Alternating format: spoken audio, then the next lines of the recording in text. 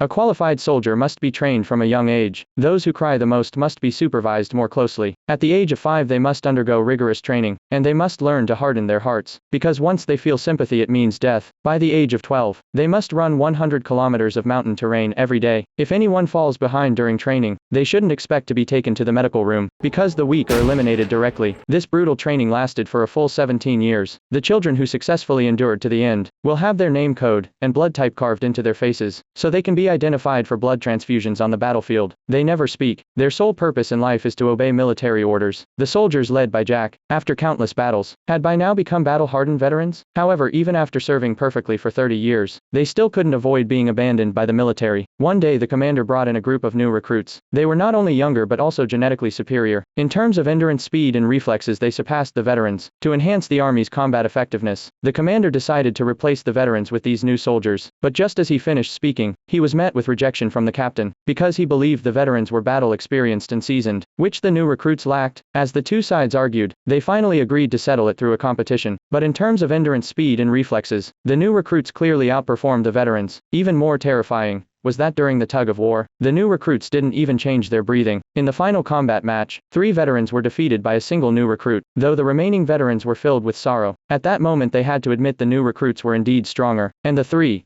defeated veterans would be discarded like trash. Since it was considered a training accident, the farther away the bodies were disposed of the better. This spaceship was a special garbage disposal transport vessel. Its destination was a place known as the Garbage Planet. At that moment Jack suddenly woke up, but before he could figure out where he was, a piercing alarm suddenly went off. The garbage ship's hatch was opened. He and his teammates, like trash, were thrown onto that planet.